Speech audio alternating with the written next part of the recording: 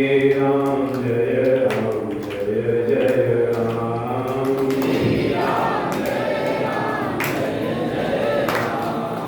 श्री राम जय राम जय जय राम। श्री राम जय राम जय जय राम। श्री राम जय राम जय जय राम।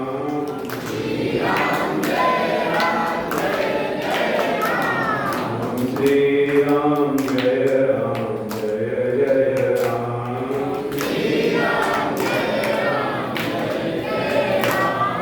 श्री राम जय राम जय जय राम। श्री राम जय राम जय जय राम। श्री राम जय राम जय जय राम।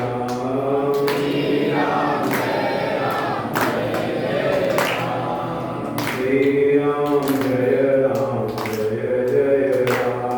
श्री राम जय राम जय जय राम। श्री राम जय राम जय जय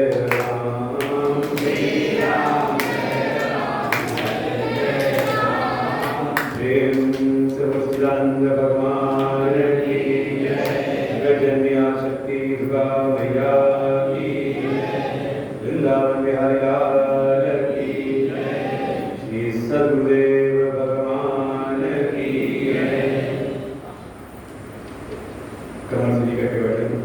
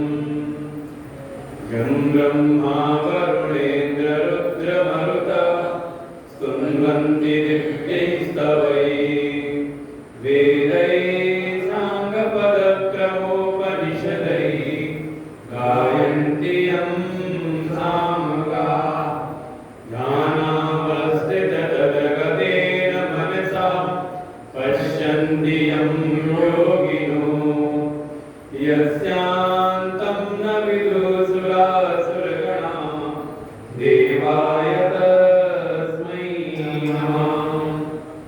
शङ्करं शङ्कराचार्यं केशवं बादरायणं सूत्रभाष्यकृतो वन्दे भगवन्तौ पुनः पुनः। ईश्वरो गुरुरात्मेति मूर्तिभेदविभागिने व्योमवद्व्याप्तदेहाय दक्षिणामूर्तये नमः।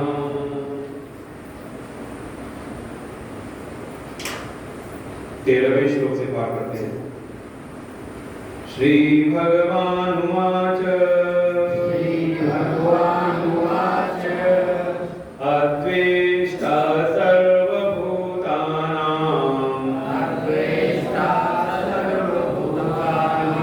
मैत्रः करुण एव च निर्ममो निरहङ्कारः समदुःखसुखक्षमी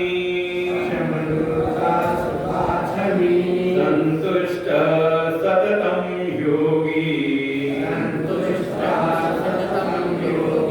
यदात्मा दृढनिश्चयः मय्यर्पितमनो बुद्धिः मदयो मदभक्तः समे प्रियः मय्यर्पितमनो बुद्धिः यो मदभक्तः समे प्रियः यस्मान्नो द्विजते लोको लोकान्नो द्विजते च यः हर्षामर्षभयोद्वेगैः मुक्तो यः स च मे प्रियः अनपेक्षः शुचिर्दक्षः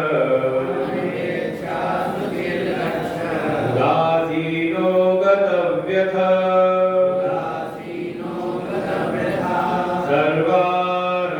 सर्वारम्भपरित्यागी यो मद्भक्तः समे प्रियः यो न हृष्यति न द्वेष्टि न शोचति न काङ्क्षति शुभाशुभपरित्यागी भक्तिमान्यः समे प्रियः भक्तिमान्यः समे प्रियः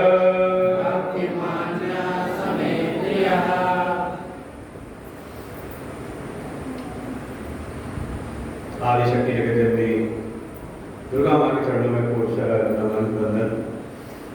प्रातस्मरणीय परम श्रद्धेय परम वंदनीय परमात्मा के भिन्न स्वरूप अनंत श्री पुरुष सदगुरुदेव भगवान के चरणों में कोट नमन। समुपस्थित समस्त भगवत भक्त श्रद्धावती स्वरूपिणी आदिशक्ति। श्रीमद् भगवद गीता का यह 12वां अध्याय, इसका नाम ही है भक्ति योग। वास्तव में भक्ति है क्या और कैसी भक्ति से भगवान रीझते हैं?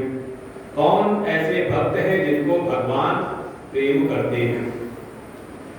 इसी बात का यहाँ पर निरूपण इस 12वें अध्याय में कराया कि हमारे जीवन की जो भी साधना है, जप, तप, होम, व्रत, तीर्थ इत्यादि कर्तव्य पालन, धर्म की अनुष्ठान, ये जितना भी हमारे जीवन में क्रियात्मक साधनाएं हैं, इन सब का परिणाम हो कि हमारे हृदय के भीतर भक्ति उत्पन्न हो। भक्ति का स्वरूप क्या है, भगवान 12वें अध्याय में निष्कर्ष प्रकट करते हैं और साथ ही कह देते हैं कि अगर ये भक्ति हमारे भीतर आ जाए तो हम भगवान के परम प्रिय हो जाते हैं। आपने 5 श्लोक पढ़े और देखिए 13वें से लेकर के अब अध्याय के समापन पर्यंत 13वें से लेकर के 20वें श्लोक तक 8 श्लोकों में भगवान 6 बार यही बात कहेंगे, यो मद भक्तः स मे प्रियः। ऐसा कोई जो भी है, जो भी मेरा भक्त है, वो मुझको प्रिय है। किसी प्रकार का कोई भेद नहीं यहाँ पर, यहाँ की स्त्री हो कि पुरुष हो। फिर कई बार ऐसा भ्रम आ जाता है कि ये भक्ति कर सकते हैं, भक्ति नहीं कर सकते, ये ब्राह्मण हैं कि क्षत्रिय हैं कि वैश्य हैं कि शूद्र हैं, या इनके अलग अलग जो वर्ग हैं, वो यहाँ भेद नहीं करें कौन का, जो कोई भी जिसके भीतर भी ये लक्षण है, भगवान कहते हैं वो मुझको प्रिय है।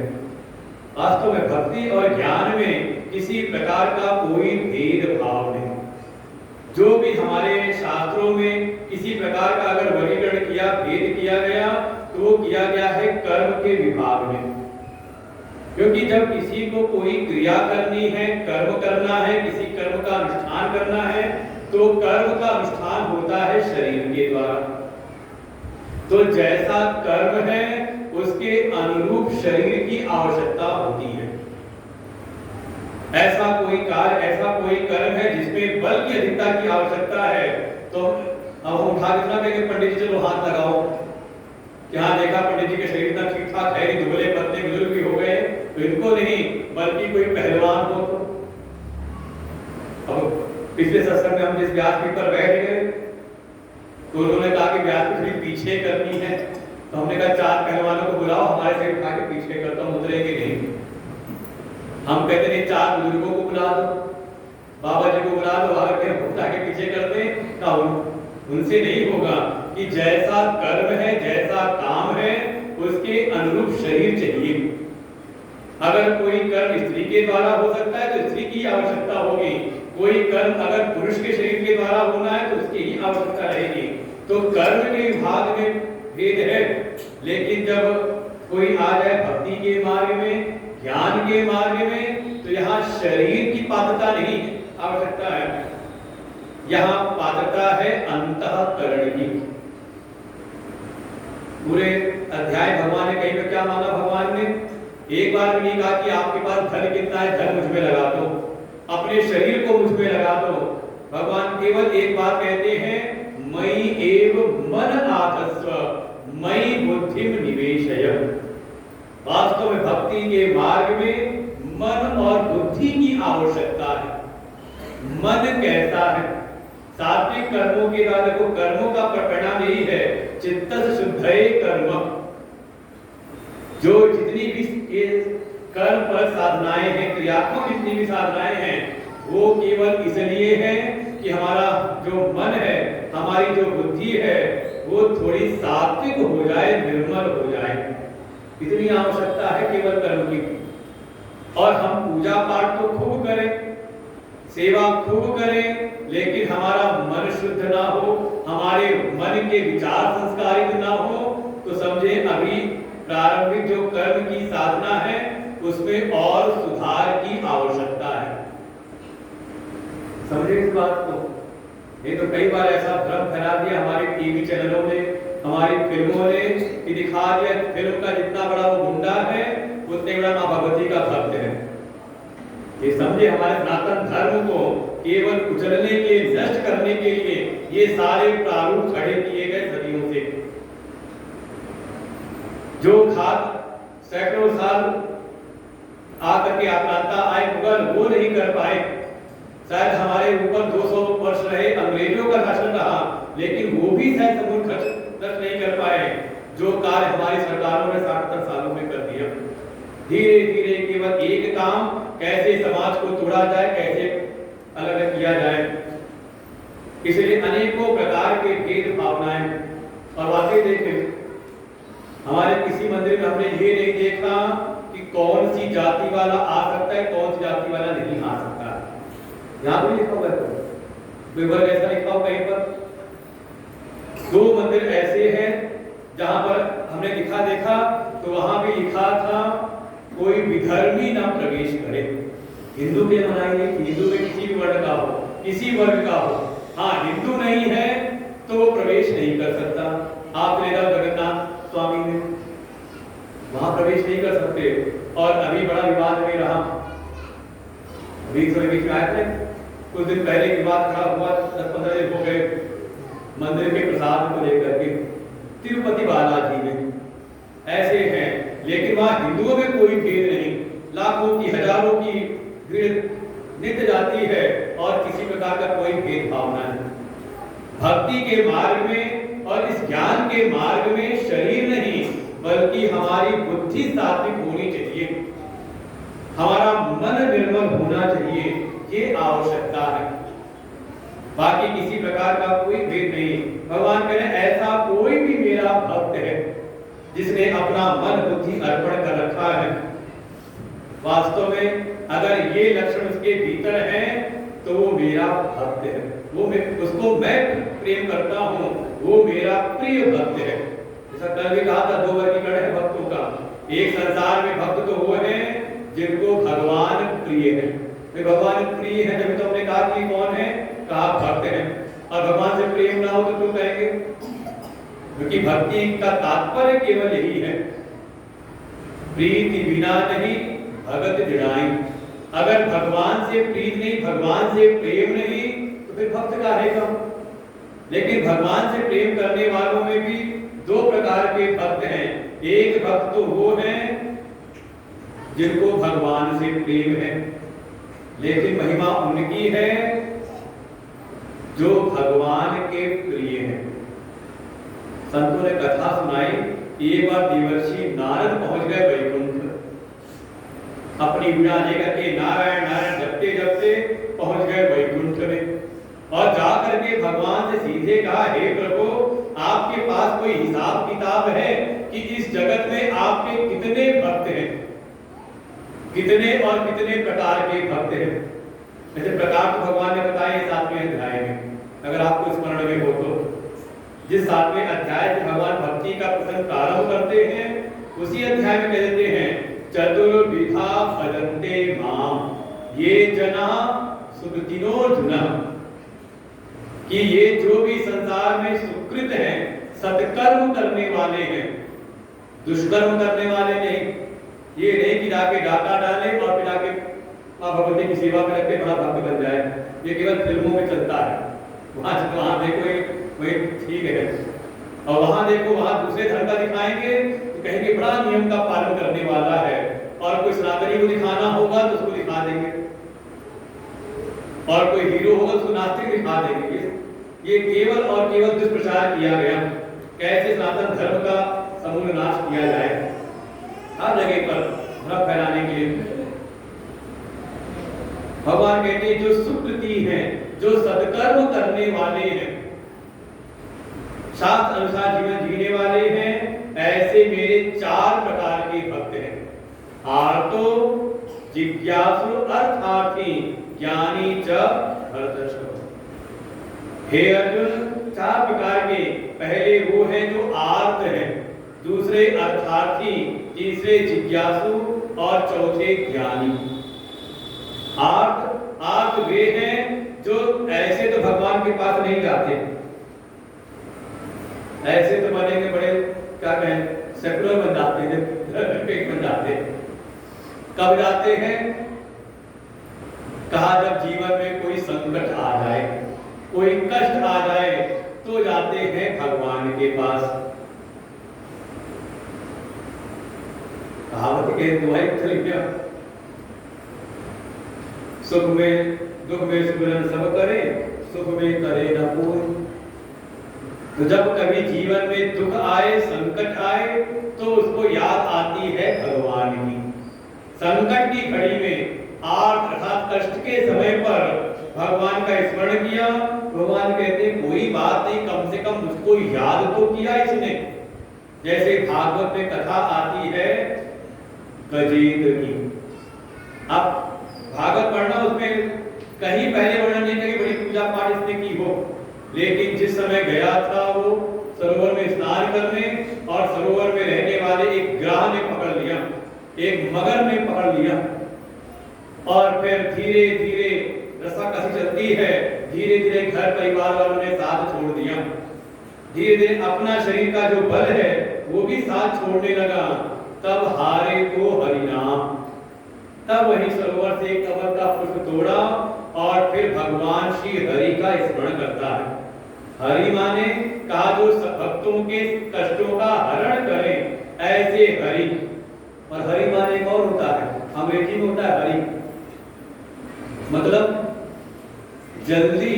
भगवान ने कहा था न चिरेणाधिगच्छति, बिल्कुल मैं देर नहीं करता, तत्काल तत्काल उसका उद्धार करता हूं। जैसी भगवान का हृदय से स्मरण किया, भगवान देर नहीं करते, अपना पीताम्बर का गोश छोड़ा, गरुड़ के ऊपर एक पैर रखा, लगता है गरुड़ की गति मध्यम ना पड़ जाए, तो दूसरे पैर सीधे पहुंच जाते हैं और चक्र चला करके ग्राह का मस्तक काटते हैं और गजेंद्र की रक्षा हुई। तो ऐसे ये है गजेंद्र आर्त भक्त है जो कष्ट में भगवान को याद करे। देखो दुनिया में आप जाओ ना किसी का संकट के समय, वो भी मुंह फेर लेता है कि ऐसे तो आते नहीं, जब संकट की घड़ी आई है तो हम तुम्हारी याद कर रहे हो। लेकिन भगवान ऐसे हैं, अगर संकट के समय भी कोई चला जाए, कोई याद तो करे, भगवान उसकी रक्षा करती है। कृष्णाय वासुदेवाय हरये परमात्मने व्रत क्लेश नाशाय गोविंदाय नमो नमः। ये मंत्री महामंत्र हो गया कि हे गोविंद, हे कृष्ण, हे वासुदेव, हमारे संकटों में आप हमारे संकटों का हरण करिए, हमारी रक्षा करिए। तो पहले वे हैं जो संकट में भगवान का स्मरण करते हैं। दूसरे कहा इनसे आर्त से बढ़िया है, अच्छे हैं अर्थार्थी। अर्थार्थी जिनको जब कुछ चाहिए हो तब आते हैं भगवान के पास, फिर जाते हैं मंदिर, और मौका पड़े तो भ्रमित करने के लिए वो पहन लेते हैं ऊपर से, ऐसे नहीं जाते मंदिर। अच्छा उसके बाद देखा कहीं मंदिर जाते हुए, कब जाते हैं? कहा जब चुनाव आता है, तभी उनकी सारी पूजा पाठ, सारी उपासना आराधना सब चलती है, और बाकी सनातन धर्म को कैसे नष्ट किया जाए उसी चक्र में लगे रहते हैं। आप लोग ध्यान नहीं देते, कई बार टीवी पर ध्यान दिया करो कि चुनाव के दिन ठीक पहले पहुंच जाते हैं, कहां पर? कहा कोई बड़ी मस्जिद में पहुंच जाते हैं, किस लिए? कि थोड़ा चुनाव पर हमारे तरफ तक आ जाए। वो घटना हुई थी अभी पिछले कभी किसी चुनाव के पहले की। किस लिए जा रहे हैं? केवल समाज को भ्रमित करने के लिए कि तुम्हारे हम सबसे बड़े हितैषी हैं। और उसके बाद जब देखेंगे तो काम बन गया तो कहा सबको अलग अलग करो, सबको तोड़ो काटो, अलग अलग करो, क्योंकि जब तक ये बटेंगे नहीं तब तक ना हो तो बांग्लादेश देख लो, ना कश्मीर याद हो, ना बंगाल याद हो, तो बांग्लादेश अच्छे से दिखाई दे रहा है। और वही जब सब इकट्ठे होकर सड़क पर आ गए तो उनका जो मुखिया वो आके मंदिर में क्षमा मांगता है। ये अभी की घटना है, इसलिए आंखें खोल करके रखो। सबसे ज्यादा सोने का काम हमारे हिंदू ही करते हैं, सोए पड़े रहते हैं। छोटी छोटी बातों को, ठीक है आपस में हमारा कोई विवाद होगा, ठीक है, लेकिन जब बात आएगी धर्म की, सनातन धर्म की, तो हम एक हैं। यही है ज्ञान, यही है भक्ति जो जोड़ करके रखती है। आप कल्पना करें ऐसी ऐसी परंपरा हमारे बनाई गई कि हमारा चारों जो दिशाएं वो एकजुट रहे। मंदिर होगा उत्तर का तो पुजारी होगा वहां पर दक्षिण का। बद्रीनाथ में नियम बना देंगे वहां पर कि अब मंदिर है दक्षिण का रामेश्वरम, तो विधान है कि कोई गंगा जल ले ले उत्तर हिमालय से और जाके चढ़ाए रामेश्वरम में, तो उसको भगवान की बड़ी कृपा मिलती है। फिर चारों धाम चारों दिशाओं में है, कहा ये इसको जाके दर्शन करना चाहिए, इसलिए जिससे कि सब एकजुट रहे, जुड़े रहे, अलग अलग ना हो जाएं। तो दूसरे हैं अर्थार्थी, समझाने के लिए था कि समझ जाओ कौन क्या है, मौके पर कौन आए। बाकी कहीं दिखाई देता कि सनातन धर्म के कोई रीति रिवाज बनाते हो। तो अर्थार्थी जब कोई जरूरत पड़ी तो भगवान की शरण में आए। अच्छा देखो भगवान भी कैसे दयालु है, अगर कोई मतलब के लिए भी आ जाए तो भगवान कहते हैं उसको भी मैं अपना भगत मान लेता हूँ, चलो कुछ देर के लिए सही आया तो मेरे मंदिर में।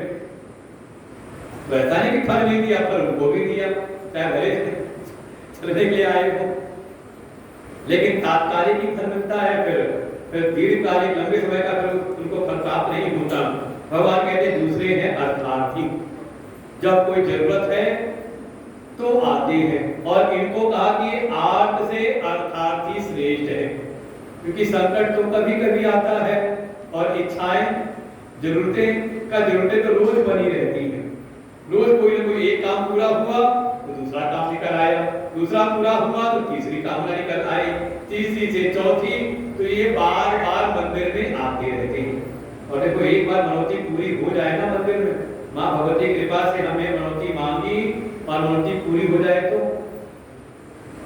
क्या होता है, बार बार आता है मनौती मांगने के, बिल्कुल कलावा बांधेगा, बार बार आकर के कोई ना कोई सेवा करता है। तो कहा ये दूसरे हैं अर्थार्थी। भगवान कहते इनसे भी श्रेष्ठ है का जिनके मन में अब संसार की कोई विषय वासना नहीं है, संसार के जगत की कोई उपलब्धि प्राप्त करने की लालसा नहीं है। अब तो उसके मन के भीतर जो उसने अपने जीवन में जप तप पूजा पाठ जो भी साधनाएं उपासनाएं कर रखी थी, अब उसका जो मन है वो हो गया है शुद्ध मन, अर्थात जिसमें विषय वासना ना हो, जिसके भीतर कोई भी संसार के विषयों की कामना ना हो, ऐसा कोई शुद्ध हृदय वाला हो गया तो उसके भीतर फिर जिज्ञासा जगती है, मैं कौन हूँ, ये जगत क्या है, ईश्वर कौन है, ईश्वर का स्वरूप क्या है। तो उसको भगवान कहते हैं ये मेरे जिज्ञासु भक्त हैं। अब जिज्ञासा है तो भगवान की शरण में रहते हैं, जैसे हैं अर्जुन। अर्थार्थी भक्त जानना हो तो कथा आती है ध्रुव जी की भागवत में, जब उनको विशेष पद की प्राप्ति करनी थी, लालसा जगी, तो चले गए भगवान की आराधना उपासना करने। हाँ आखिरी समय में उनको एक समय होश आता है कि उस समय चाहता तो मैं भगवान से भक्ति मांग सकता था, मुक्ति मांग सकता था, लेकिन मैंने श्रेष्ठ पद की कामना की उनसे। तो कौन हो गए, कहा अर्थार्थी, और मिला भी उनको भगवान की कृपा से। तीसरे कहा जिज्ञासु, अर्थार्थी से भी श्रेष्ठ हैं जिनके भीतर जिज्ञासा है। समझ लो आप, वो सुबह से आने वाली जो भी भीड़ है मंदिर में, उससे ज्यादा श्रेष्ठ आप हो जो गीता जी के सत्संग में बैठे हुए हो। तो क्यों बैठे हो भाई, जबरदस्ती कोई आपको एक दिन बैठा सकता था कि चलो कथा हो रही, गीता जी का प्रवचन हो रहा है, अगर भीतर तत्व की जिज्ञासा न होती तो ऐसे बहुत सारे चेहरे में लगता है कि शायद पहले दिन थे आज नहीं है, लेकिन कोई ऐसे थे जिसको लगा कि हाँ कुछ जिज्ञासा हमारी पूरी हो रही है तो रोज आ रहे हैं, समय से आ जाते हैं। तो कौन हो गए, जिनके भीतर ज्ञान की जिज्ञासा है। माँ भगवती की कृपा तो हम पर है नहीं, जैसा हमारा प्रारब्ध है, उस प्रारब्ध और जैसे हमारे कर्म हैं, उससे बढ़ करके माँ भगवती कृपा से सब कुछ हमें प्राप्त है। अब तो माँ भगवती कृपा हो कि हमें ज्ञान की प्राप्ति हो, मैं अपने आप को जानूं कि मैं कौन हूँ, मैं माँ भगवती के स्वरूप को जानूं कि वो कौन है, कैसे वो हमारी मनोकामनाओं को सुनती हैं, कैसे हमारी मनोकामनाओं को पूरा करती हैं, वो रहती कहां पर है, उनका परम स्वरूप क्या है। ये जिसके अंदर जिज्ञासा आ जाए, भगवान कहते हैं पहले वाले दोनों से ये श्रेष्ठ है।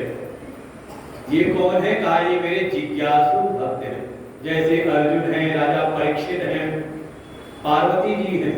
भगवान शिव से उन्होंने पूछा है, जिज्ञासु हैं। और चौथे वो हैं जिन्होंने ज्ञान की प्राप्ति कर ली है, ज्ञानी, जिनको तत्व का ज्ञान हो गया, भगवान के परम स्वरूप को, तत्व स्वरूप को जो जान गए हैं, कि जो सारे जगत के अधिष्ठाता हैं, सारे जगत के जो अधिष्ठान हैं, सारे जगत की जो आत्मा है, जगत आत्मा है, जो परमात्मा है, वही मेरी आत्मा है। आत्मा ही ब्रह्म है।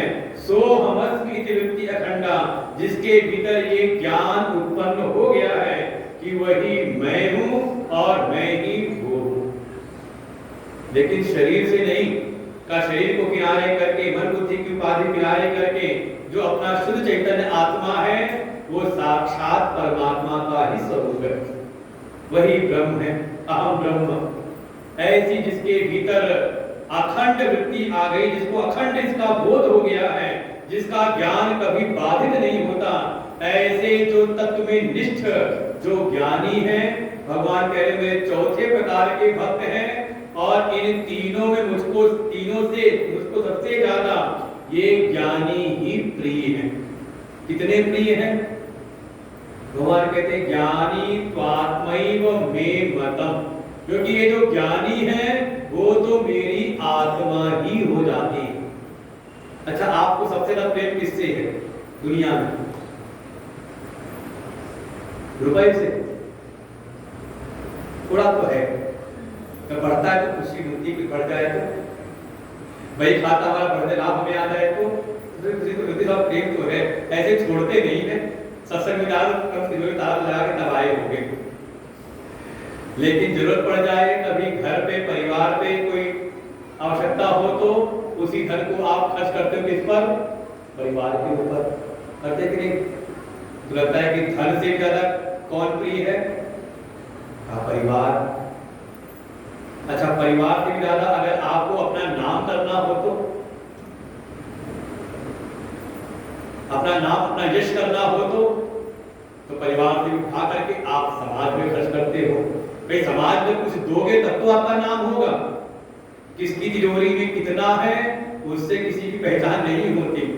समाज के लिए कौन कितना कर रहा है उससे पहचान होती कि ये बड़े धनवान है कि नहीं? पता नहीं तिजोरी में कितना रखा हो किसके, कौन जानता है। लेकिन कोई ऐसा है जो समाज के कार्यों में लगा रहता है, धर्म के कार्यों में, अच्छे जो भी कार्य चल रहे हैं, कहीं मंदिर की सेवा है, कहीं लंगर है, कहीं भंडारा है, कहीं और सब समाज की सेवाएं हैं, उसमें कर रहा है तो उसकी पहचान होती है। तो लगता है कि नहीं अपने यश से प्रेम है। लेकिन सब कुछ देखें, ये जितना कुछ भी है, जब तक ये भीतर वाले को सुख देता रहता है तभी तक सब प्रिय लगते हैं कि नहीं? ये ना सोचना कि अगर यही रुपया लेकर के आप जा रहे हो और रास्ते में कोई पकड़ ले आपको, गाड़ी रोक ले आपकी, तो क्या कहोगे? भैया जो है तुम ले जाओ, हाथ को थकाना हमको, इतना फाटना मत। क्यों? अगर वही जो रुपया बड़ा प्रिय था, अगर उसके कारण अगर मुझको कष्ट मिलने लगे तो अरे सब छोड़ देते हैं। ये धन भी प्रिय है, अपने लिए प्रिय है। जब वो धन भीतर वाले को सुख देता है तो आप उसको खुद सजाते करते हो, करते हो, और लगे ये धन ही जीवन के आफत है तो आप खुद उठा के फेंक देते हो। परिवार, ये परिवार जब तक भीतर वाले को सुख दे रहा है ना, तभी तक कहते हो तुम्हारे लिए किया जा रहा हूं, वास्तव में तो कर रहे हो अपने लिए, है कि नहीं? अरे भागवत जी इतना कह दिया, जब कभी प्रसंग सुने 25 गुरुओं का दत्तात्रेय भगवान सुनाया वहां पर, तो चलते चलते ये लोग को बुलाते, धराओ धराओ, मैंने 25वां गुरु बनाया है। 24 गुरु तो बता दिए, 25वां गुरु बनाया किसको? देहो गुरुर्मम विरक्ति विवेक हेतु। ये जो मेरा शरीर है, मेरा जो देह है, ये मेरा 25वां गुरु मैंने अभी बनाया है। क्या सीखा इससे? इससे यही सीखा, पूरा जीवन इसको सजाते संवारते रहे, पूरा जीवन इसका ध्यान रखते रहे, पूरा जीवन इसी को खिलाते पिलाते रहे। लेकिन देखो ये शरीर कैसा है, मौके पे साथ नहीं देता। देता है आपका? अरे जो दम निकालता है शरीर समय पड़ने पर। तो कहते हैं जब अपना ये देह, अपना ये शरीर हमारे काम नहीं आता, कई बार इसी शरीर के कारण भीतर वाले को इतनी पीड़ा होती है कि व्यक्ति सोचता है इससे अच्छा तो हम आत्महत्या कर लें, है कि नहीं? तो जब अपना देह साथ नहीं देता मौके पर, तो ये दुनिया के जो ये आपके देहों से संबंध बना रखा है, ये कौन कब कितना आपका साथ देगा? वास्तव में सारे जितने प्रेम संबंध हैं सब किस लिए हैं? कहा भीतर वाले के लिए। जब तक वो भीतर वाला सुखी होता रहता है तब तक सब अच्छा लगता है।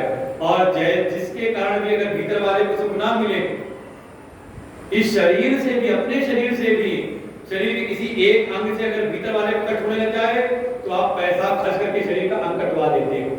अरे कितने हैं गवर्नमेंट ने निकलवा दिया होगा, अंग निकलवा करके पैसा दे करके निकलवाते हो, कटवा करके। क्यों? क्योंकि मुझको भीतर वाले को कट दे रहा है कि नहीं? सबका जो भी हमारा जिससे भी प्रेम है, कहीं ना कहीं सबके मूल में अपनी आत्मा। आत्मस्तु कामाय सर्वम प्रियम भव। आत्मा के कारण ही जगत में सबके सब प्रिय होते हैं। तो भगवान कहते हैं जो ज्ञानी है वास्तव में ये तो मेरी आत्मा ही हो जाती है। जानत तुम्हें हो ही जाए, ब्रह्मविद ब्रह्मई भवति। जिसको ब्रह्म तत्व का ज्ञान हो जाता है फिर वो सामान्य मनुष्य नहीं रहता, बल्कि साक्षात ब्रह्म स्वरूप हो जाता है। इसीलिए कहा गुरु ब्रह्मा गुरु विष्णु गुरुदेवो महेश्वर, गुरु साक्षात परब्रह्म तस्मै श्री गुरुवे नमः। ऐसे हमारे सद्गुरुदेव हैं।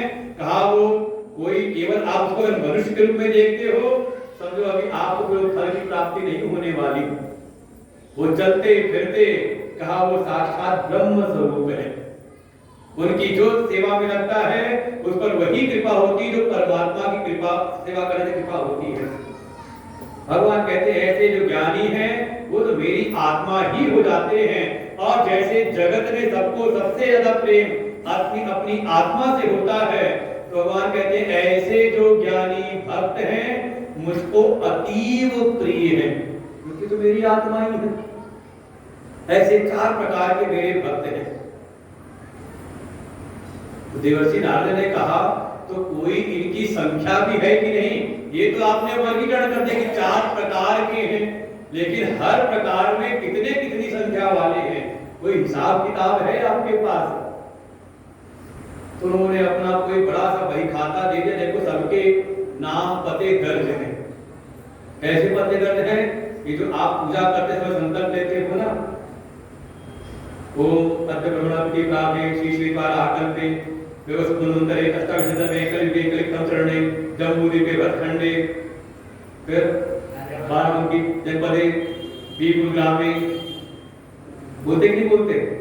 फिर अमुक गोत्र उत्पन्न अमुक शर्मा हम वर्मा नामना हम, बोलते हो ना?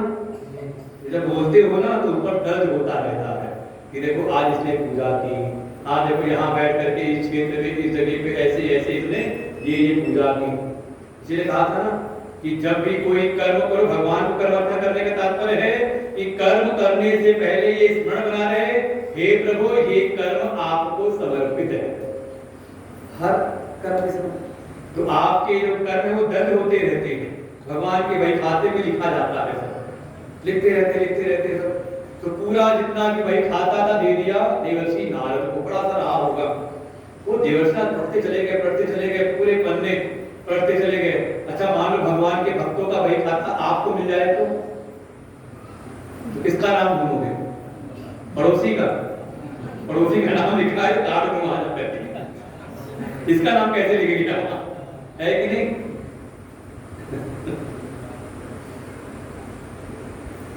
देवर्षि जैसे आपके मन में आया अगर वही खाता मिल जाए तो पहले तो अपना नाम देखेंगे, हमारा नाम कौन से नंबर पर पड़ा हुआ है। वो देवर्षि नारद ने सारे पन्ने पलट दिए और कहीं पर अपना नाम नहीं मिला। बड़े मायूस निराश से हो गए, प्रभु इसमें तो मेरा नाम ही नहीं है, क्या मैं आपका भक्त नहीं हूं? भगवान ने कहा निराश क्यों होते हो, अभी एक डायरी और है। छोटा भाई खाता है और निकाल के अपनी झोली में दिया और छोटी डायरी थी, पॉकेट डायरी जो जेब में रहती हो हमेशा, वो डायरी पकड़ाई अपनी बड़ी सीखा, इसको भी देख लो। वो जैसी उसको खोला देखा ऊपर ही लिखा था देवर्षि नारद। मन को बड़ी तसल्ली हुई, यहाँ तो पहले ही पढ़ने पे नाम है, लेकिन मन की तो जिज्ञासा आई, प्रभु ये क्या, ये इतना बड़ा बही खाता और ये छोटी सी डायरी, ये कैसा है? भगवान ने फिर वही बात बताई, ये जो बड़ा वाला बही खाता है इसमें उनके उनके नाम दर्ज हैं जो मेरी भक्ति में लगे हुए हैं, जो मुझसे प्रेम करते हैं। और छोटी वाली समझ लेना, ये यथा मां प्रपद्यन्ते तां तथैव भजामि अहम। भगवान ने कहा जो जिस प्रकार से मेरा भजन करता है उसी प्रकार से, उसी भावना के साथ में मैं भी अपने भक्त का भजन करता हूं। बोल के पढ़ना, भगवान का वचन है 4वें अध्याय में, ये यथा मां प्रपद्यन्ते तां तथैव भजामि अहम। भगवान कहे मैं भी भजन करता हूं, मैं भी प्रेम करता हूं। तो बड़ा वाला बही खाते में उनके नाम दर्ज हैं जो मुझसे प्रेम करते हैं, जो मेरा भजन करते हैं, जो मेरा स्मरण करते हैं। और छोटे वाले में उनके नाम दर्ज हैं जिनका भजन मैं करता हूं, जिनका स्मरण मैं करता हूं, जिनसे मुझको प्रेम है, जो मुझको प्रिय है, उन भक्तों के लिए छोटी वाली डायरी।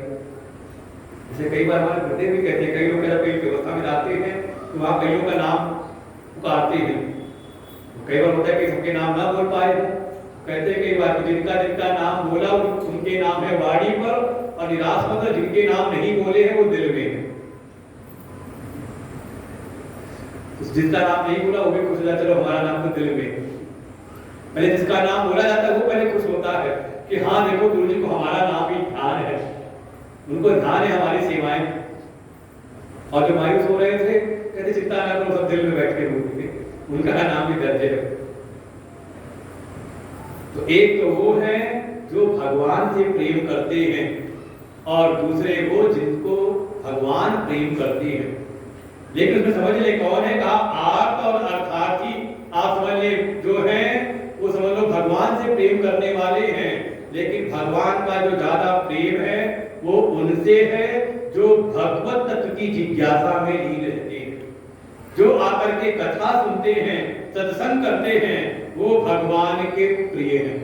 क्योंकि जो भक्ति के जो लक्षण हैं या जो परा भक्ति है वो प्राप्त ही तब होती है जब कोई सत्संग सुने। पहले तो भगवान को जाने, भगवान कौन है, भगवान का स्वरूप क्या। तो मुख्य रूप से इस अध्याय में भी भगवान के दो स्वरूपों का वर्णन किया है। एक तो है भगवान का अव्यक्त स्वरूप जिसको इंद्रियां ग्राह्य नहीं कर सकती, जिसको आप इंद्रियों से नहीं देख सकते। तुम हो एक अगोचर सबके प्राणपति, जो सबकी आत्मा रूप से, प्राण के रूप में सबकी आत्मा रूप से विद्यमान है। ऐसा कोई स्थान नहीं, ऐसा कैसी कोई जगह नहीं, कण मात्र भी कोई ऐसा नहीं जहां भगवान की सत्ता ना हो। मया तदविदं सर्वम जगत अव्यक्त मूर्तिना।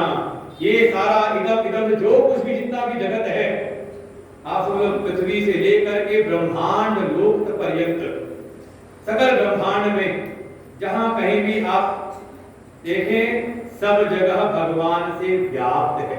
कैसे का अव्यक्त रूप में दिख नहीं रहे, लेकिन ऐसा नहीं कि नहीं है। और दूसरा उसी को हमने कह दिया निरुपाधिक, उपाधियों से रहित निर्गुण निराकार। और दूसरा है भगवान का व्यक्त स्वरूप जो हमारी आंखों के सामने व्यक्त हो जाता है, जिसकी हम पूजा करते हैं, जिसकी हम सेवा करते हैं। लेकिन सेवा करते हुए प्रसन्न किसको करते हैं, कहा जो अव्यक्त रूप से विराजमान है। देखो जो मां भगवती यहाँ पर विराजमान है मंदिर में विग्रह के रूप में, इनकी हम सेवा करते हैं इसलिए जिससे कि ये प्रसन्न हो, और अव्यक्त रूप से वो हर जगह जो विराजमान है वो हमारी रक्षा करती रहे। मुझे ये रहस्य है भक्ति के, ये ज्ञान आना चाहिए। इसी को कहा कि जो केवल अभ्यास करते हैं उससे ज्ञान श्रेष्ठ है। श्रेयो हि ज्ञानमभ्यासात्, कल का 12वां श्लोक था। श्रेयो हि ज्ञानमभ्यासात् ज्ञानात् ध्यानं विशिष्यते, ध्यानात् कर्म फल त्याग, त्यागात् शांति अनंतरम। बिल्कुल अनंतर ही, तत्काल ही शांति मिलती है। इसको कहा जो सर्व कर्म फलों का त्याग कर देता है।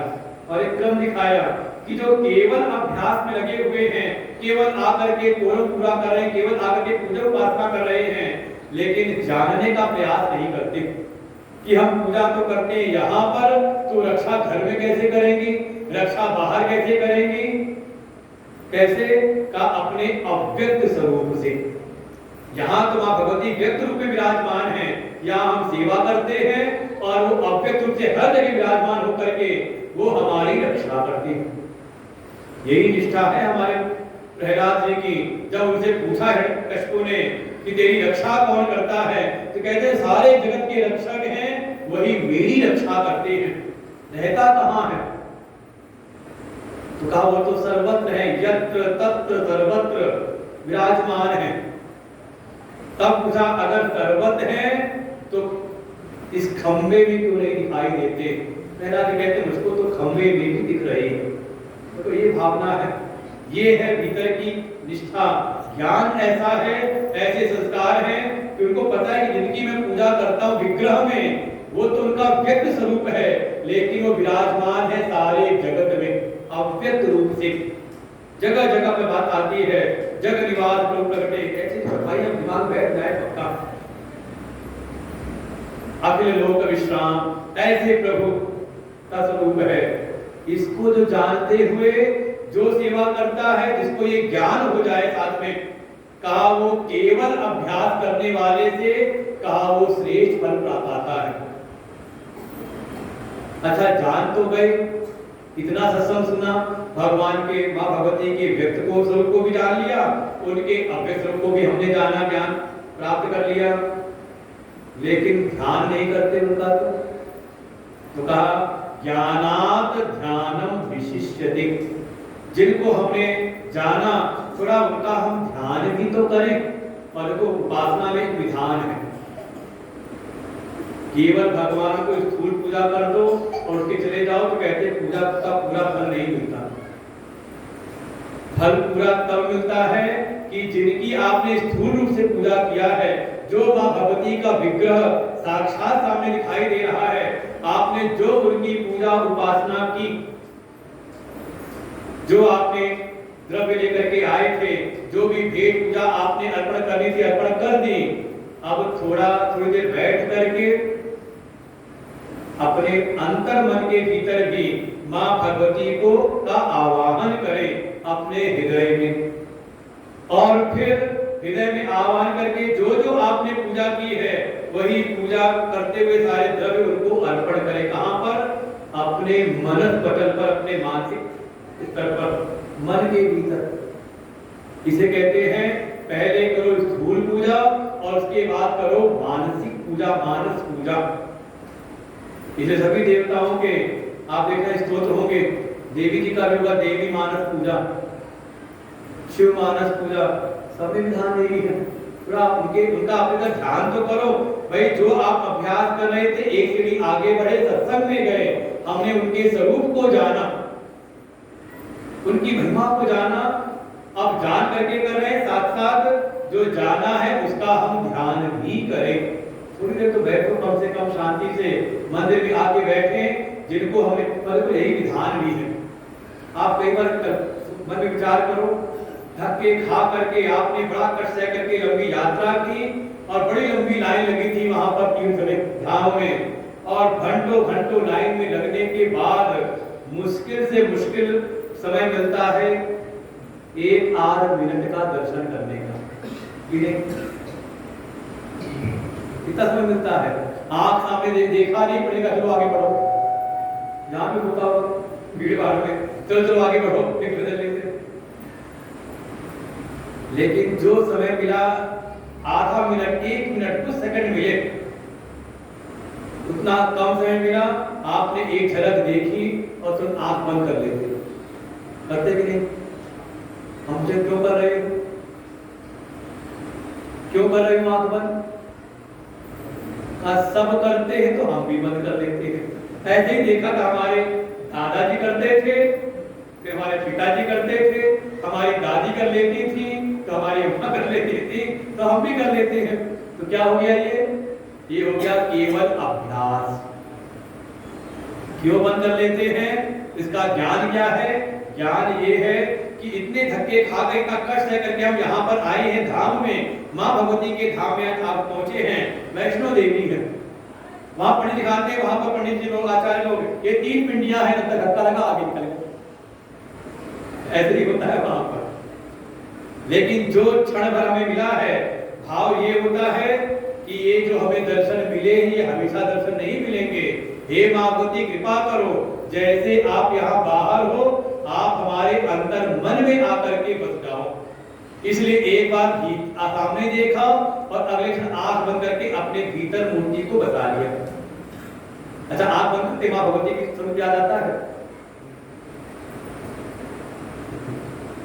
तब समझ लो कि आप ठीक से जगह से उपासना कर रहे हो और पूजा पाठ कर आए, गए तीर्थ में बड़ा पैसा खर्च किया, तो धक्के खाए, कुछ वहां पे खूब घूमे फिरे सब करके और वापस आए, तो जब किसी ने पूछा दर्शन कैसे हुए, भगवान का स्वरूप कैसा है, कहा वो तो याद रहा नहीं। वो पंडा वहां पे बड़े दुष्ट थे,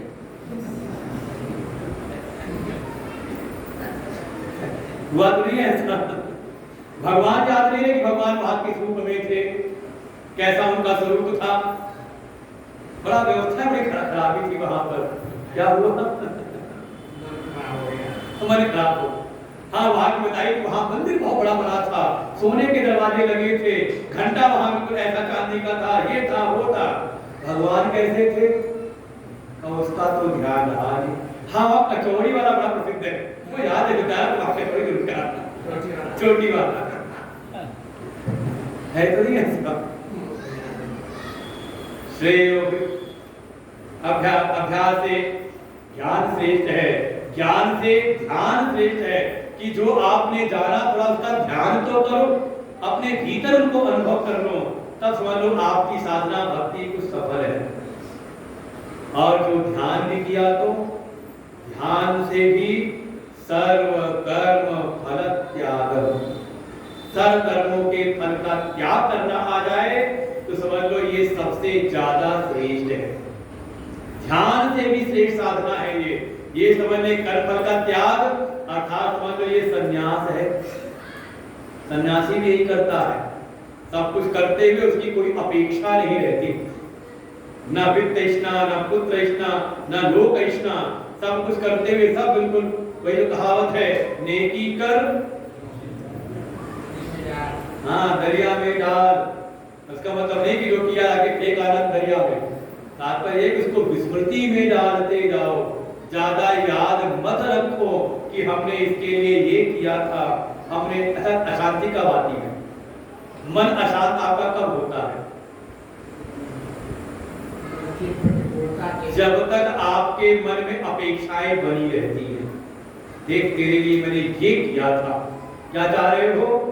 फल चाह रहे हो ना, उसके लिए हमने ये किया था, बदले में भी हमारी सेवा करें, यही तो चाह रहे हैं।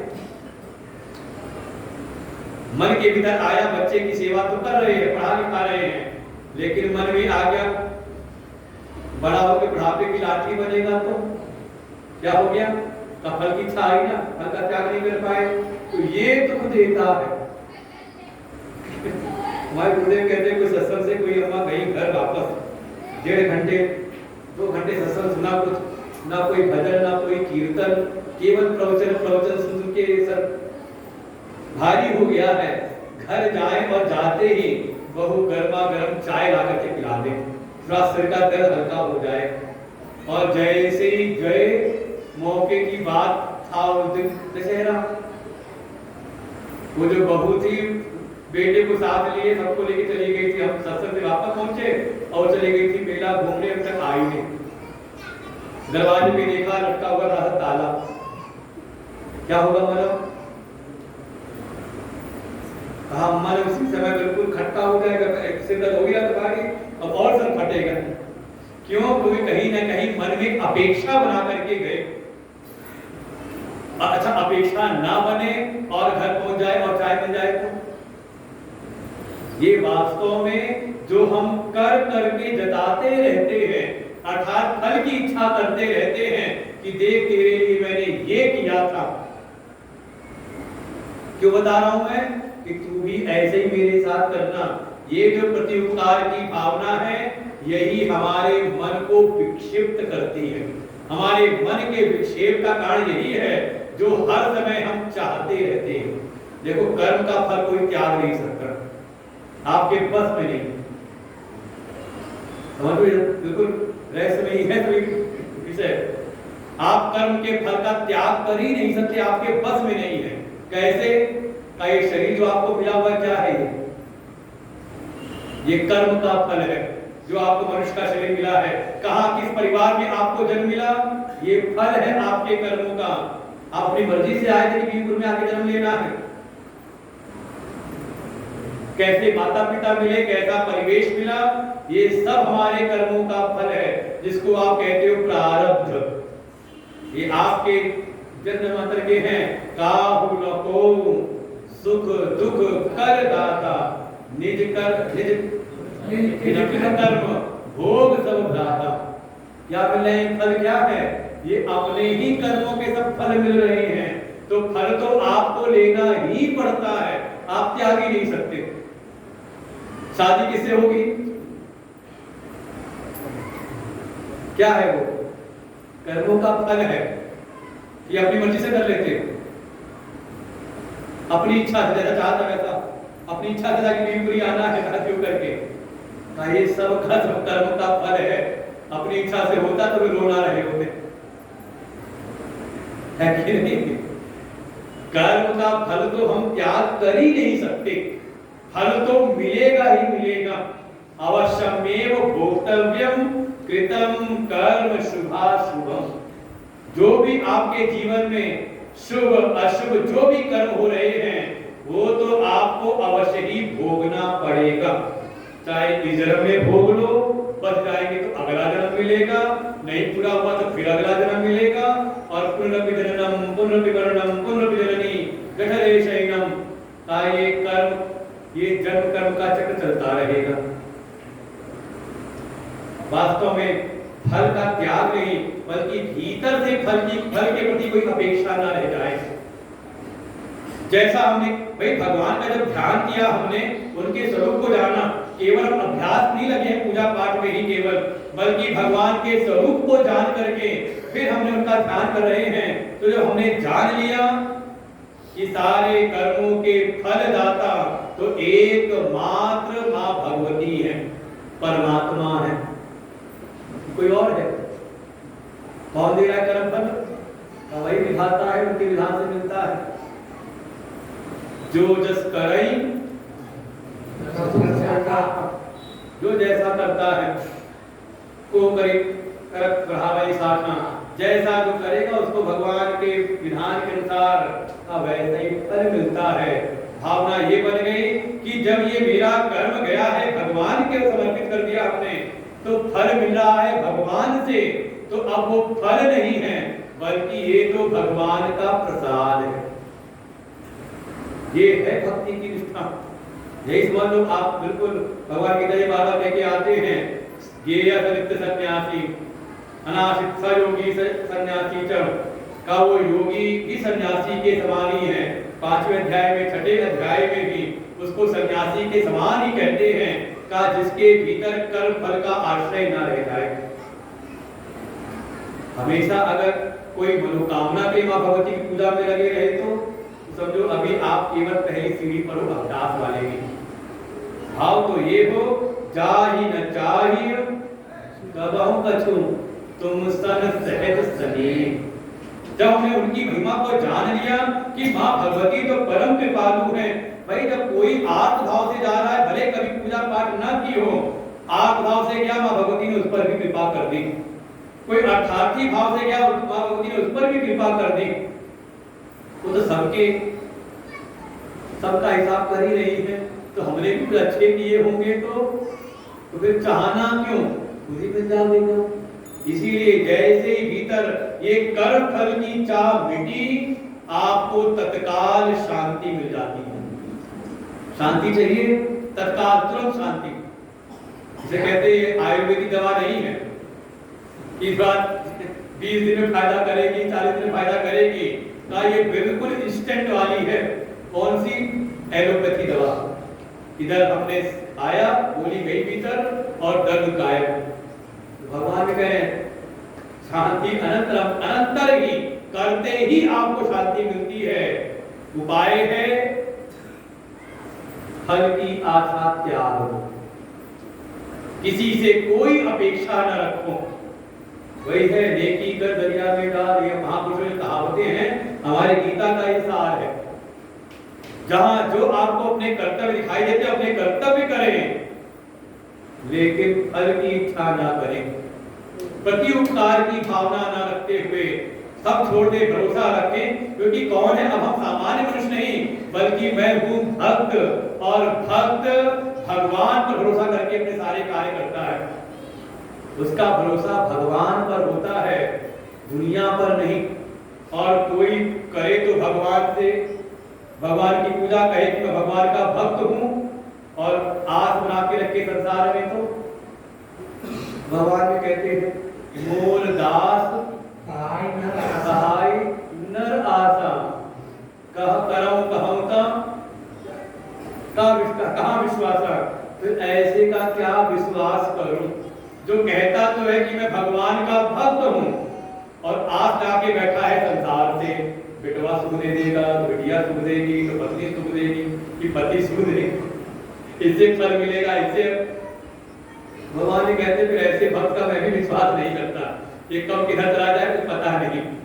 वास्तव में भक्त वो है जिसका विश्वास भगवान पर है, परया श्रद्धया, जिसकी प्रबल श्रद्धा, परम श्रद्धा, अटूट विश्वास केवल और केवल भगवान पर ही है। तो फिर किस पे अपेक्षा करें? जैसे ही सारी आशा अपेक्षा मिटी, सारे कर्म फलों का हमने त्याग किया कि जो मिलना होगा मिल जाएगा भगवान की कृपा से, भगवान के साथ के रूप में, मैं क्यों इच्छा करूं?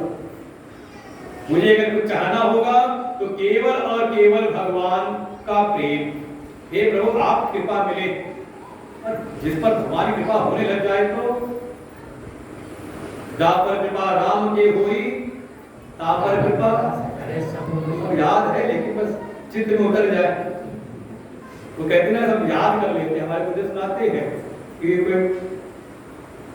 कोई शिकारी था, शिकारी का पक्षी पालने वाला था, तो अपने तोतों को सिखाता रहता था कि जंगल में जाना तो मैं पाठ सिखा देता हूँ तुमको, कि जंगल में जाऊंगा और दाना चुगूंगा, पानी पीऊंगा, लेकिन बहेलिया आएगा, दाना डालेगा, जाल बिछाएगा, लेकिन फंसना नहीं, फंसूंगा नहीं। और रट लिया उसने, रट करके बस यही जंगल में जाऊंगा, बहेलिया आएगा, दाना डालेगा, जाल बिछाएगा, दाना डालेगा, मैं फंसूंगा नहीं। रटता रहा, तो उसको लगा कि इसको याद हो गया पाठ। उसने कहा जाओ आप तुम उड़ के आओ, जाओ जंगल घूम करके आओ। और गया जंगल में घूमने, रटता रहा वही सब, और वहां पे बहेलिया आया, उसने जाल बिछाया, दाना डाला, और फिर ये बैठ गए रटते हुए चुगने के लिए। और जैसे दाना चुगने गए, जाल में गए फंस, रटते रहे वही, जाल में फंस गए तो बहेलिया आएगा, जाल बिछाएगा, दाना डालेगा, फंसूंगा नहीं। और कब कैसे बोल रहे हैं? कब फंसे बोल रहे हैं। ऐसी स्थिति हमारी तो नहीं है कि चौपाइयां याद कर ली है, कि बंधन क्या है, भगवान की कृपा क्या है, सब याद है, लेकिन दुनिया में जैसी मर्जी वैसे ही रह रही है। अरे थोड़ा उस ज्ञान को भीतर धारण तो करो, उसको काम में तो लेकर के आओ, तब तो काम बने।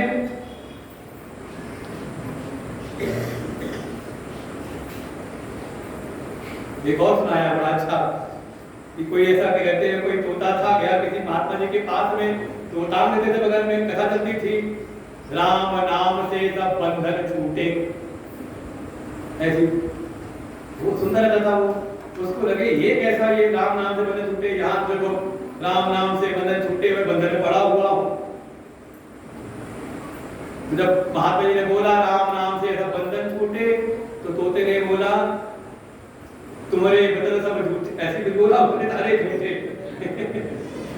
उनको चौंक गए, क्या बोल रहा है सबके बीच में। तो बाद में समझाया कि ऐसा क्यों बोलता है सबके बीच में।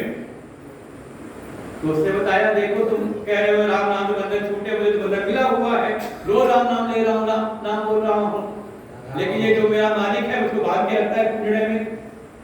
तो उस महात्मा जी ने कहा अरे थोड़ा राम नाम से बंधन छूटे, थोड़ा उसको ज्ञान भी तो धारण करो, क्यों रट क्यों रखा है।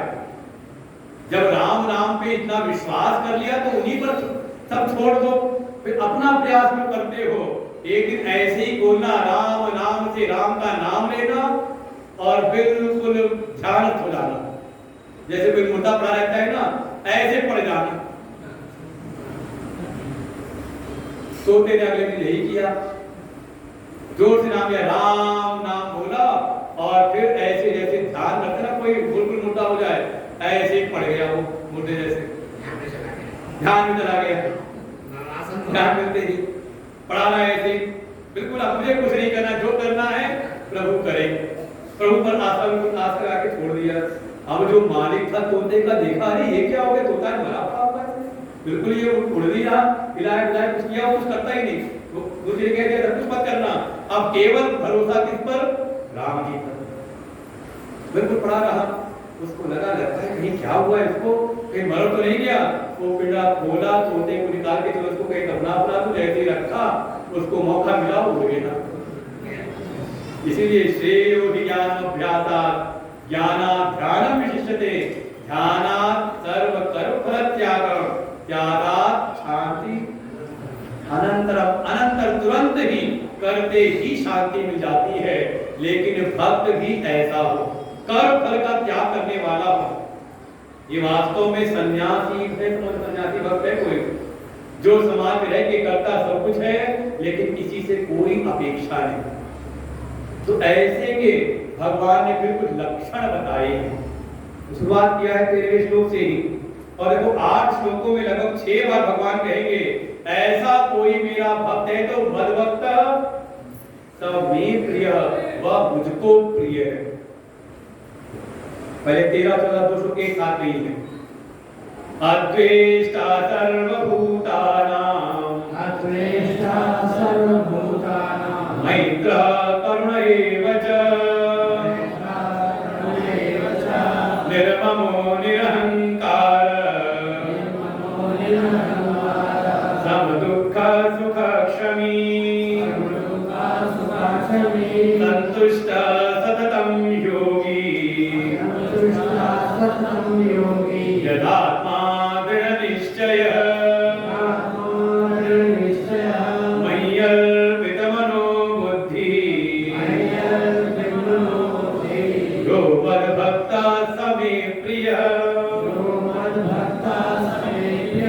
यो मद्भक्तः स मे प्रियः।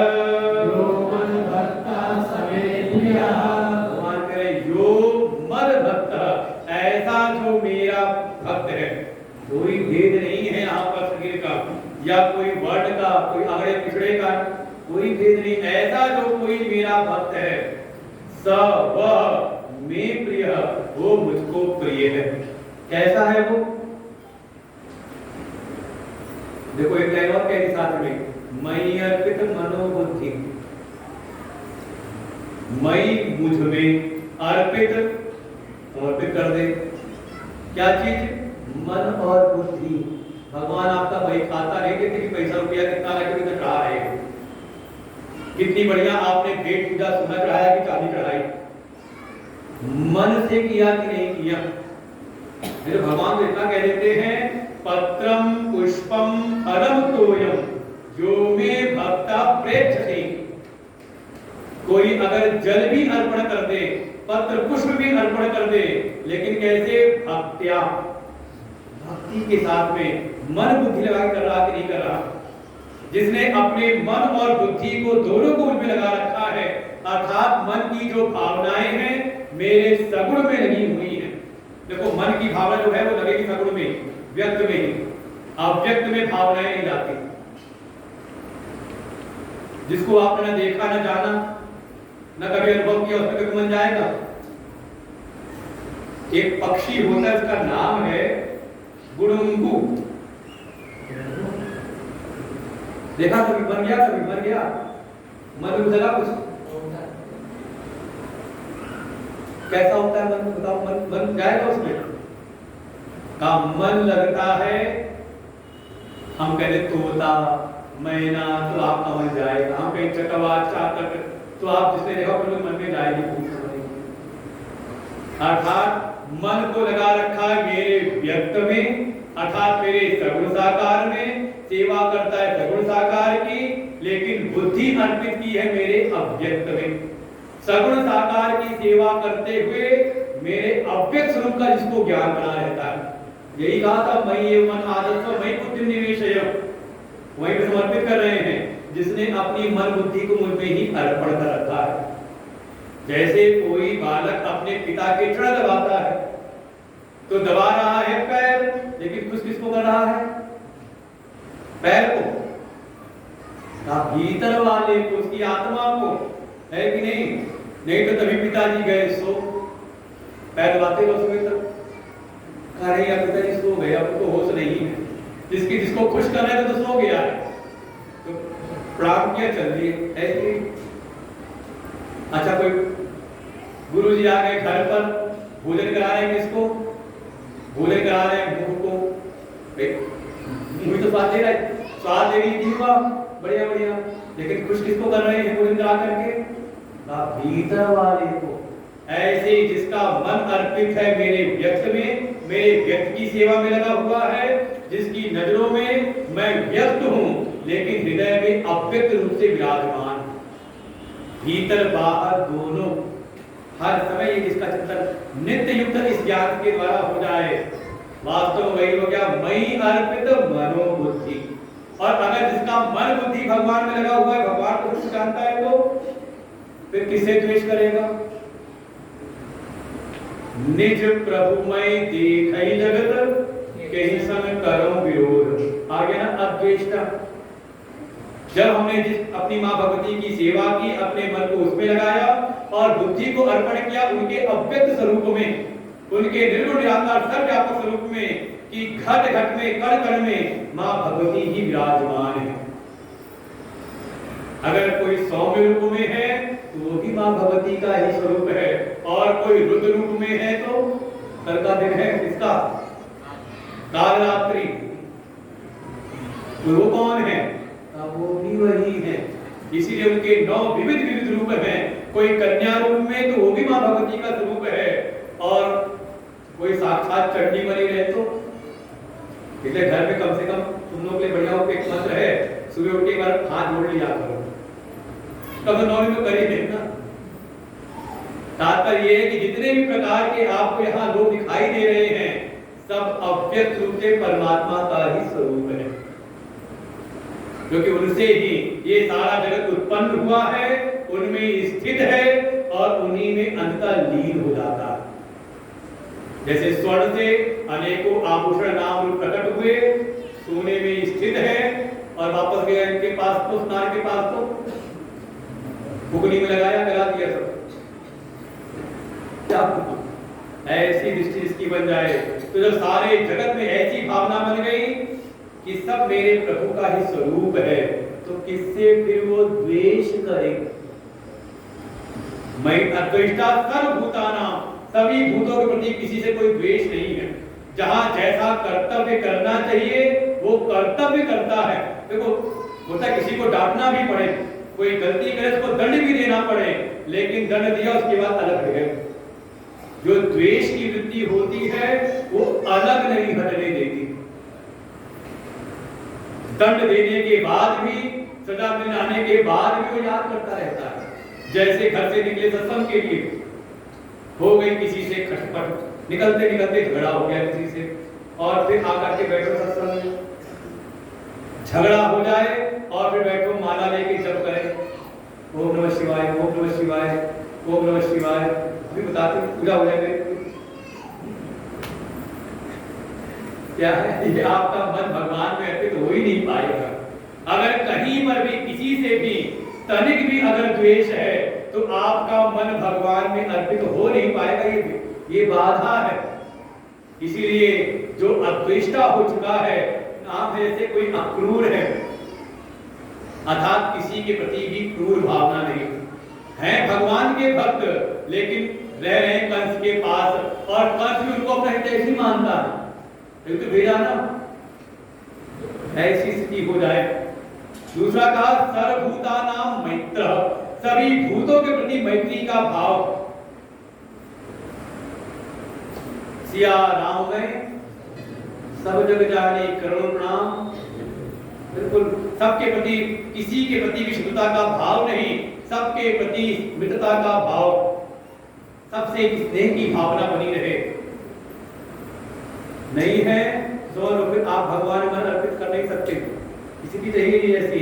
फिर करुण एवं साथ ही कोई अगर कोई दीन ही दिखाई दे जाए तो सबके प्रति करुणा का भाव है, किसी प्रति ये बुद्धि नहीं है कि ये बहुत खराब है। आप समझे, कम से कम भगवान को निषाद चरणों में प्रणाम करते हैं, भगवान उठा के अपने गले से लगा लेते हैं। भगवान के भक्त तो कम से कम इतनी करुणा तो भीतर हो, जो गिरे हुए को उठा दे, वास्तव में वो श्रेष्ठ है। गिरे हुए पर हंसे वो नहीं, उसकी कोई महिमा नहीं। का करुणा भीतर है, कोई दीनहीन कोई दुखी मिलता है तो अगर सामर्थ्य उसकी कुछ हम सेवा कर दें, उस पर कृपा कर दें, करुणा हो, निर्ममः निरहंकारः, इन दो दोषों से रहित हो। संत दरस को जाइए त्यज ममता अभिमान, जो जो पद आगे धरे कोटिन यज्ञ समान। ये दो दोष हैं, ममता और अहंता। ममता कुछ तो आपको पूर्वजों की कृपा से मिला तो मान लिया क्या है, कहा मेरा। कुछ आपने कब्जा कर लिया किसी का, क्या हो गया, कहा मेरा। कम से कम ऐसा तो ना हो जिस पर हमारा अधिकार नहीं, उस पर अगर करे तो कहते हैं पूर्ण रूप से अभिमान है। हाँ, कुछ हमने ऐसा जो अपने परिश्रम से हमने प्रकट किया, अपने परिश्रम से उपलब्ध किया, तो उसमें अगर कोई मान हो तो कहते हैं हाँ ठीक है, ये उसका स्वाभिमान है। जिसमें हमारा कोई परिश्रम नहीं, किसी के द्वारा मिला, उसमें मम भाव कर ले तो कहते हैं तो अभिमान है। और भगवान बताए किसी का कब्जा कर लिया हो तो, अवैध कब्जा कर लिया हो तो, का वो तो बिल्कुल घोर स्थिति है। अपने परिश्रम से भी अगर पाया है, उसमें भी अगर मम भाव है तो ये व्यवहारिक स्तर पे ठीक है कि आप कहते हैं स्वाभिमान है, लेकिन कोई भक्त है उसके भीतर मम भाव आता ही नहीं। अगर मम भाव है किसी से तो वो है केवल और केवल प्रभु से।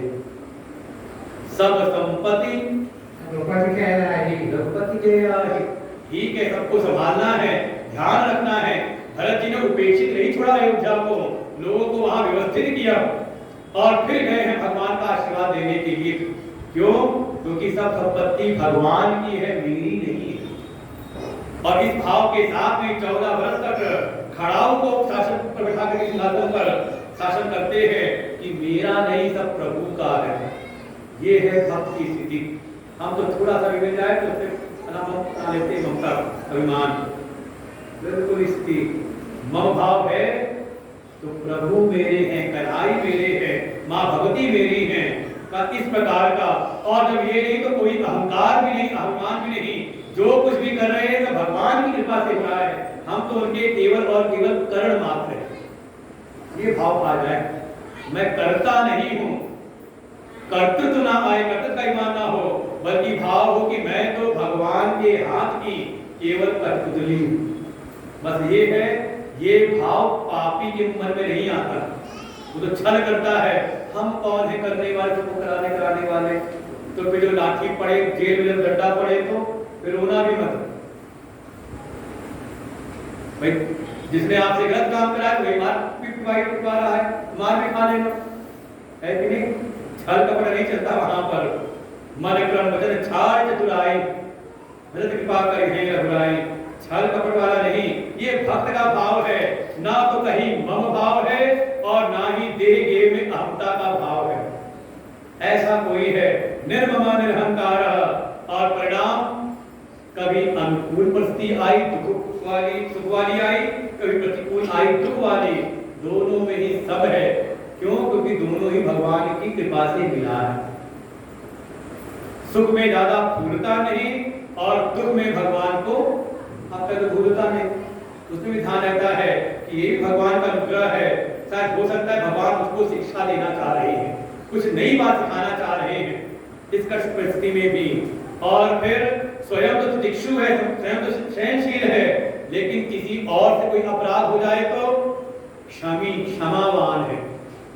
ऐसा जीवन में कहा संतुष्ट, हर जीवन जो मिल गया जीवन निर्वहन के लिए, जो अनुकूल जो भी मिल गया, देश की कारण से लाभे अलाभे च, ये शरीर की स्थिति के लिए जो मिल गया जैसा मिल गया उसी में संतुष्ट है। और की भावना नहीं कि और मिल जाए और मिल जाए। ये मन है प्रतिलाभ लोभ अधिकाई, जितना मिलता है उतना और लोभ बढ़ता है। तो उनको जो मिल गया उसी में संतुष्ट है। जैसा भोजन मिला भगवान को भोला के ग्रहण कर लिया, कोई ज्यादा चाहत नहीं, संतुष्ट है। सततम योगी का योग स्थित है, अपने मन बुद्धि के ऊपर संयमन कर रखा है। यथात्मा अपने अंतःकरण में निरंतर वश है उनका, और सतत रूप से, ये नहीं कि कहीं पर मौका मिला तो बन गए योगी और फिर आए मौका मिला तो हर समय सतत रूप से दृढ़ निश्चय, अपनी निष्ठा पर, अपने ध्यान पर, अपने ज्ञान पर निष्ठा है। ये नहीं कि आए और इसने हल्का दो चार तर्क किए और डामाडोल हो गए।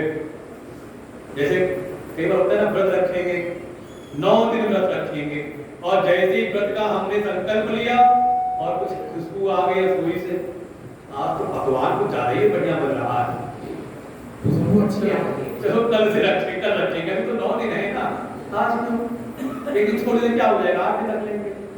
जब कल रखा तो था, पहले और आखिरी रख लेंगे। क्या हुआ? का दृढ़ निश्चयी हो, जो संकल्प लिया है तो दे रखा है, बिल्कुल से डिगे नहीं। ऐसा जो है, इस प्रकार से जो अपने मन बुद्धि को में अर्पित करके रहता है, ऐसा जो भक्त है सब में प्रिय। आगे का यस्मान नोदिते लोगो लोकान नोदिते चय, हर्ष अमर्ष भयोद्वेगई मुक्तो यह सब में प्रिय। यस्मान न उद्विते लोगो, जिससे जगत में किसी को भी उद्वेग नहीं होता। ऐसा तो नहीं है आप कहीं पहुंचे और जो वहां बैठे अरे ये कहां से आ गए, भगवान बचाए, वो तो नहीं, ऐसा तुम्हारा व्यक्तित्व नहीं हो रहा। हम ऐसे तो नहीं बन गए हैं कि जो देखे और बड़ा तो मेरा गर्व भी करते हैं, देखा हमको देख के तो सहम जाते हैं, तो ये अच्छा नहीं है, ये आपके व्यक्तित्व की कमी है कि अगर लोग आपको देख के उद्विग्न हो जा रहे हैं। कहा जिसके द्वारा लोग में समाज में कोई भी उद्विग्नता को प्राप्त ना हो, और साथ ही चलो हमसे तो कोई उद्विग्न नहीं हो रहा, लेकिन हम डरे सहमे रहते हैं सबसे। साथ ही कह दिया लोकान न पूजते चय, जो संसार से समाज से भी उद्विग्न नहीं होता। इसी से क्या किस प्रकार का भय, मेरे रक्षक प्रभु है, तुम रक्षक काबू को डरना। जब प्रभु आप मेरी रक्षा करने वाले हैं, जब आप मेरी आत्मा रूप से, जगत आत्मा रूप से आप विराजमान हैं, तो किससे मैं भयभीत हूं। इसलिए देखें चाहे कितना भी लोगों का आक्रांत रहे हो, जो हमारे ज्ञानी महापुरुष लोग रहे, कभी भयभीत नहीं हुए। चाहे आरे से चीर दिया गया हो जिंदा, चाहे कढ़ाई में डाल दिया गया हो, चाहे जिंदा दीवारों चुन दिया गया हो, वो अपने धर्म से डामाडोल नहीं हुए। ये निष्ठा है, दृढ़ निश्चयी है कि जिस तत्व को हमने प्राप्त कर लिया है उससे अब डामाडोल नहीं होना। ये हमारे आज के समय के जो हिंदू है ना, ज्यादा ही थोड़ा सा लालच दिखा दे कोई तो अपने धर्म से ही घात कर लेते हैं। सावधान रहना चाहिए सब चीजों से, ऐसा ना हो जरा सा भय दिखाया किसी ने और पड़ गए अपने उससे। बिल्कुल धर्म में निधर्म से, अपने धर्म में मर जाना भी पड़े तो वो हमारे लिए श्रेयस्कर है। और ऐसे धर्मनिष्ठ रहे हैं तो आज हम सनातन धर्मी बने बैठे हुए हैं। ऐसी हमारी परंपराएं भरी पड़ी रही हैं, चाहे कुछ हो जाए अपने धर्म से नहीं हमने टलने वाले। हर स्थिति में सब है, हर्ष अमर्ष भयोद्वेगई। कभी कोई बहुत अतिरेक सुख की स्थिति आई तो बहुत हर्षित नहीं होते, बहुत कष्ट की स्थिति आई तो बहुत डूब नहीं जाते, सहिष्णु भी नहीं। और देखो सनातन धर्म से बढ़ करके कोई सहिष्णु है ही नहीं। बाकी सब क्या तो ये है, अगर हमारी बात मानता तो ठीक है, ना माने तो काफिर है, और काफिर को जीने का अधिकार नहीं, मार देना तो कैसे जीते हैं। ये हमारे यहाँ है कि हमने सबको स्थान दिया। जो जो सभ्यताएं, जो जो पंथ मजहब पूरे विश्व से लुप्त हो गए, उनको भी देखे तो हमारे भारतवर्ष में पर रहे अभी भी, चाहे संख्या में कम हो लेकिन सामर्थ्यवान है। पारसी ईरान में थे, सब नष्ट हो गए। हमारे यहाँ थोड़े से गिनती के गुजरात और महाराष्ट्र में, और वहां पे भी बड़े संपन्न हैं, कोई दयनीय स्थिति में नहीं है, सभी को स्थान दिया है। इसलिए हमसे बढ़ के कोई सहिष्णु है ही नहीं। असहिष्णु दुनिया में सबके सब बने हुए हैं। अमर्ष भयोद्वेगई, किसी से कोई भय भी नहीं है। ये हमारे हृदय की उदारता है कि हम सबको स्थान देते हैं। किसी से कोई त्रास, कोई डर नहीं, कोई भय नहीं, ऐसा कोई है, कभी उद्वेग में नहीं आता। इन सब से जो मुक्त है, ऐसा कोई क्यों मुक्त है? क्योंकि उसका बिल्कुल दृढ़ विश्वास है भगवान पर, भगवान पर उसका भरोसा है। हे प्रभु, जब आप मेरे रक्षक हैं तो मैं किस बात के लिए डरूं, किस बात से उद्विग्न हूं? पूरी चिंता उसको नहीं रहती। भगवान कह रहे हैं यह स च मे प्रिय जो मद्भक्त, ऐसा कोई जो है वो मुझको प्रिय है। और भी आगे बातें हम कल सुनेंगे, आज नहीं कर सुनते, लेकिन ध्यान रहे इस बात को। भगवान के बिल्कुल जो भगवान का व्यक्त स्वरूप है उसमें हमारा मन लगे, थोड़ा मन को लगाओ भगवान के नाम में, रूप में, उनके गुण लीला धाम में, उनकी सेवाओं को। शुरू में मन आपको अच्छा लगता नहीं, लेकिन बारंबार गाते रहोगे तो धीरे धीरे मां भगवती कृपा से हमारा मन इसी में रमने लगेगा।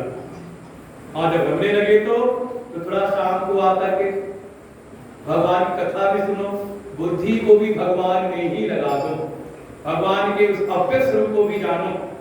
जो हमने आंखों से देखा उसमें मन लगे, और जो उसके पीछे जो आत्मा रूप से विराजमान है हमारे हृदय के भीतर, उस अव्यक्त को भी जाने।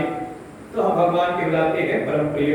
श्री राम जय राम, जय जय राम, श्री राम जय राम, श्री राम जय राम, जय जय राम, श्री राम जय राम, श्री राम जय राम, जय जय राम, श्री राम जय राम, जय जय राम। ओम पूर्णमदः पूर्णमिदं पूर्णात् पूर्णमुदच्यते पूर्णस्य पूर्णमादाय पूर्णमेवावशिष्यते। ओम शांति शांति शांति। हरि ओम।